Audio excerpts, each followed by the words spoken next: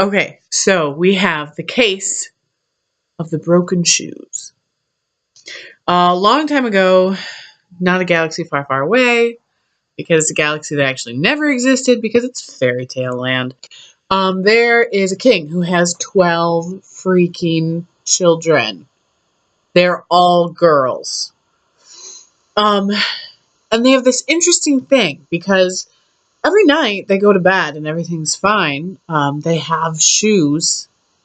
In the morning, they wake up and there are holes worn into their shoes.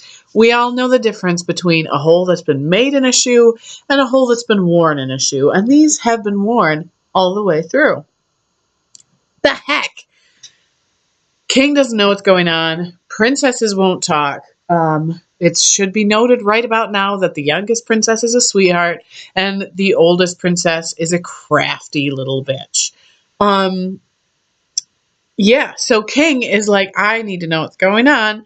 So he sends out an edict that anyone who's able to solve the mystery gets to marry whichever of his daughters that he chooses. Well, that's generous, right? Well, the thing is, if you try and you fail, then you die. Some versions, you just like lose a limb. Lenient. Um, so people actually try, which is surprising to me.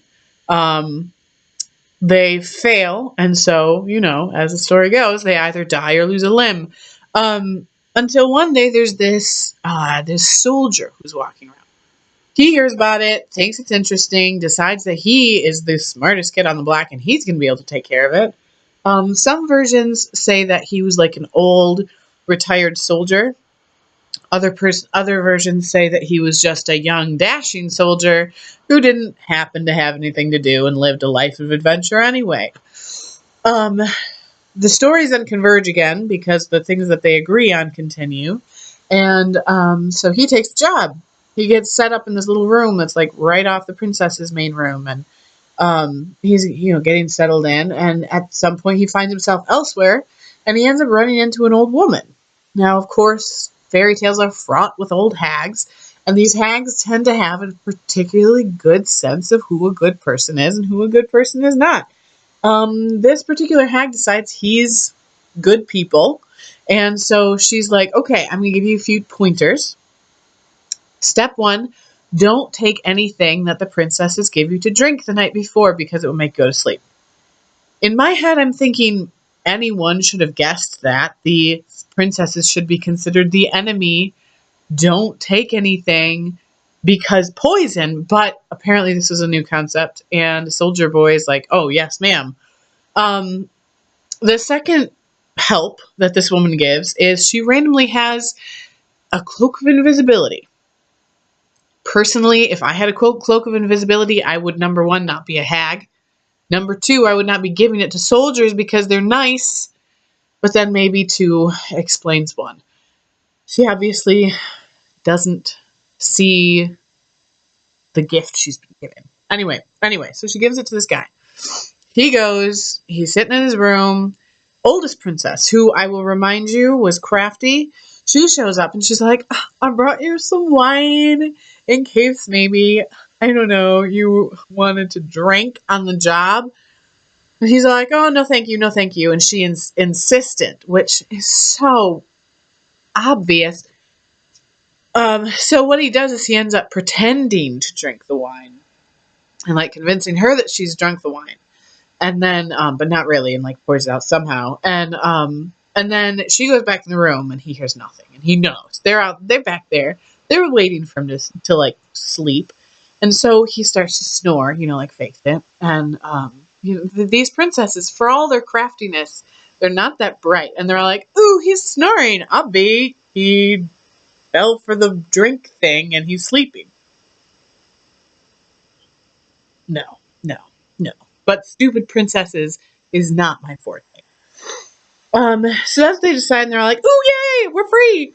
And so they get all like dressed up and dolled up and they look gorgeous and they're wearing their shoes, which can, at some point I'd like to wrap around to why they only have one pair per princess another day. Actually, probably the end of the video. Anyway, so they all put on their shoes and their gowns and whatnot, and they're getting ready to go. Now, I don't know exactly what the cue was, but at some point, Soldier Boy puts on his cloak and gets in the room somehow, and like, so he gets to follow them around. And so they finish getting ready, and then oldest, clever girl taps on like the headboard. I don't remember what part it is, but the bed flips up and there's like stairs. And so they all like walk down these stairs, and these stairs lead to a whole different freaking world. It's like an enchanted land. There's like diamonds growing on the trees, and some of the branches are gold, and like, okay, that's a thing. It's supposed to say something about how rich this place is.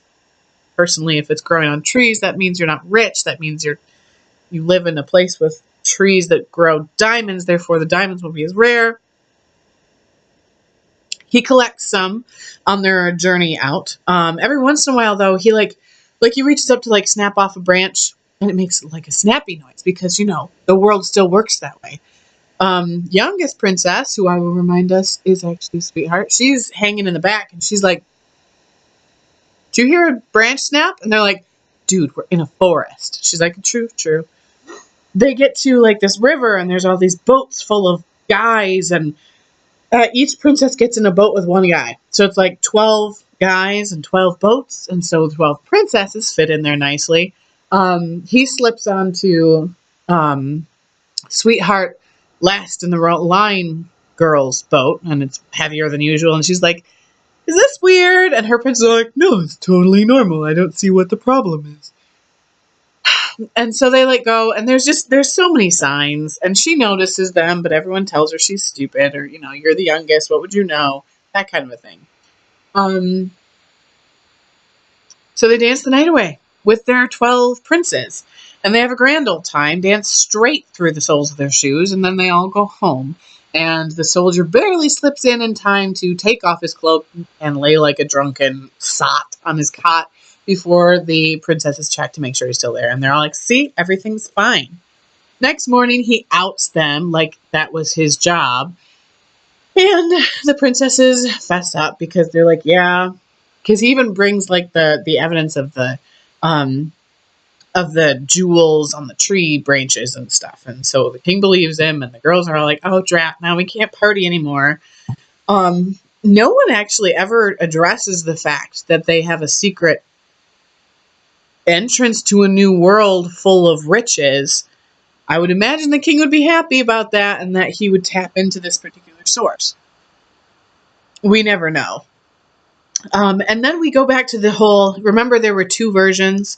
One is where he's young and handsome, and one is where he's an older guy. Young and handsome version, he actually ends up marrying the youngest princess, and that's why I have been working so hard to make her sound appealing to you. Second version is where he's the old guy, and he's like, "Listen, look at me. I'm not going to marry one of your princesses, but I ask that you have them all each marry their prince from this other world, and it'll be great." And so they live happily ever after. This is one of my favorite fairy tales.